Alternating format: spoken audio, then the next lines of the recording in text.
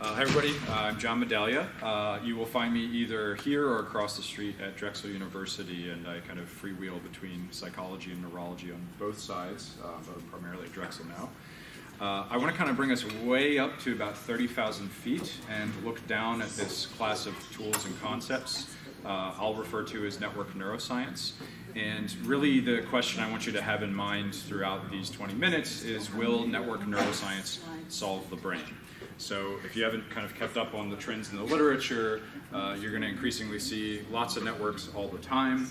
And I want to kind of give you a forward-looking but skeptical take on what we're doing with these techniques. So what's exciting about them in principle, where is the power, but then maybe where are the liabilities within that power and flexibility.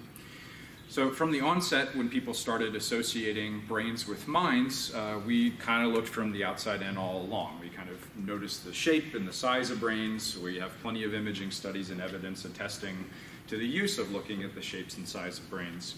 And once we had very famous cases, like who here in the room knows who this person is?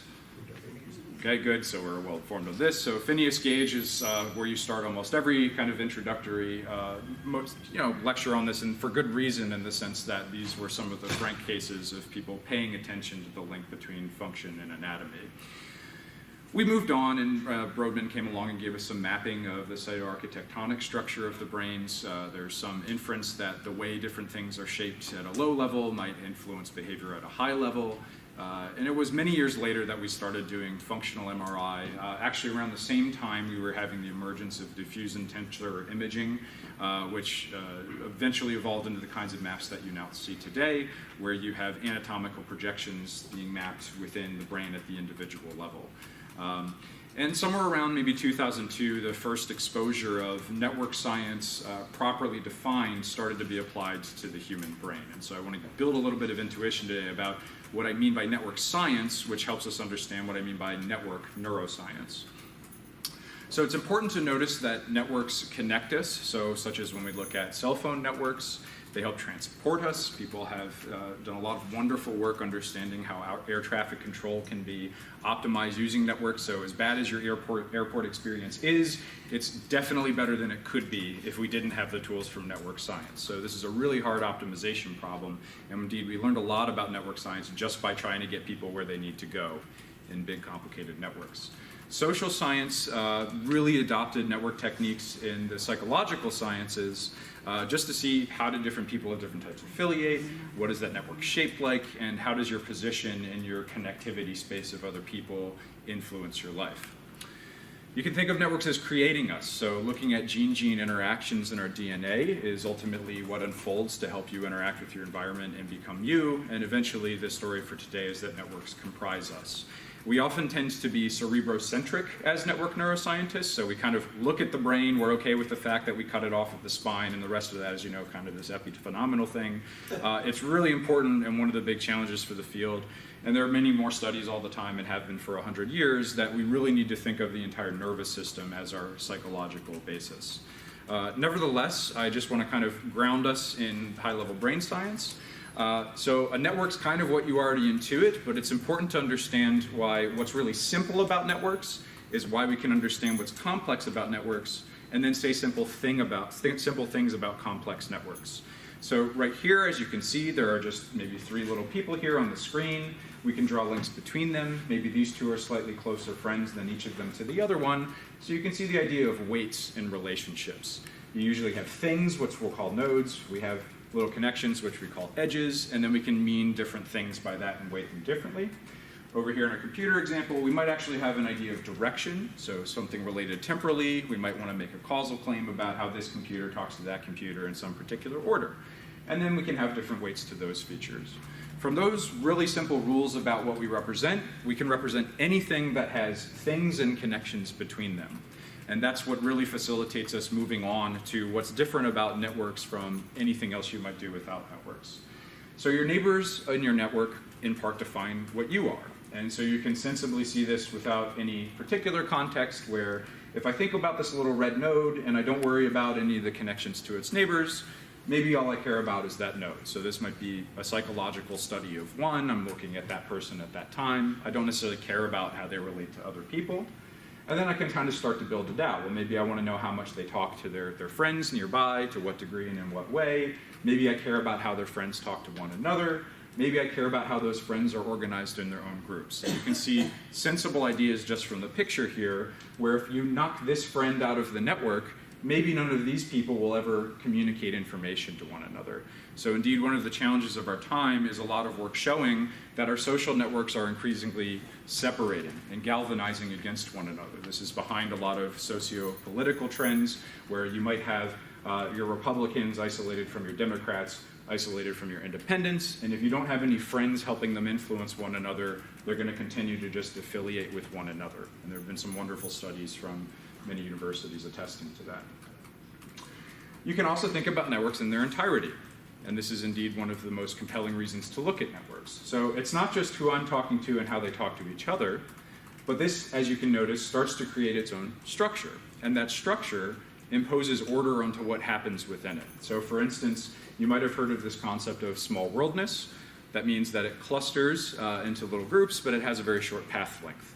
So because these things are well connected to one another, you can kind of eyeball across this network. It's really easy for you to find a couple of hops to get almost anywhere in there. You don't have to go through a lot of transitions to get to other sides of the network.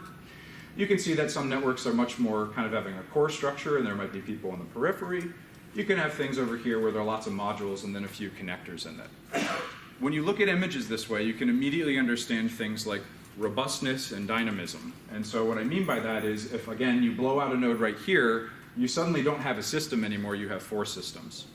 If you knock out a node in the middle of this, most of the things are still going to connect to one another. If you cut off something on the periphery, it's not going to matter so much for the central structure, and we're going to see how that matters for brains in a second. So of course, networks in nature come in many different kinds and degrees of networks. Here are, and I've deliberately stripped this of content, I just want you to appreciate that one of the things that I think attracts people to network science is an aesthetic property. People find these things beautiful to look at. And some of the beauty they're responding to is, I mean, look at this just wonderful swirly McGick. Right? You don't need to know what it is, but there's just, you can see an object here, there's kind of this heavy tail, there's a little friend network there. If you look at these things, you kind of start to want to ask questions immediately. So for network science, people get attracted to the properties implied by the pictures is one of the things that gets people into it. And then they start to think about, well, how can I use that to talk about the things I care about elsewhere? So there's an analogy in this. So you can see here these different colors are different groups, even though there's one big community. So maybe I can find subgroups within bigger things. And over here, you might notice that there are these little branches and branches and branches. So earlier, Joe was talking about these decision trees when you're conducting a study. You might have noticed that looks a lot like a network, and in fact, you can find these little branching structures in all kinds of networks. Fractals will have this. They have self-similarity at levels upon levels upon levels. Network science deals nicely with all of these concepts. So networks in the brain, really the promise here has been, we've always had this problem. We've known this for a long time in neuroscience of moving from molecular and submolecular levels through entire organs. Notice again, we cut off the spine and the peripheral nervous system, but we have to have some way of navigating within and between the levels. So I want you to think about the exemplars I'll use today from the high level of organization, really kind of can move across this. So anytime you can see a thing and kind of think of its parts and connections, there you have a network problem. And if it's a nervous system, you have a network neuroscience problem. So let's say we jam it into really this kind of cortical subcortical structure. I want to kind of show you that there really is something different about what happens with networks in a conceptual sense than anything else that happens without networks. What I mean by that is you can navigate across space. We're all familiar with navigating in space in our daily lives and in the brain.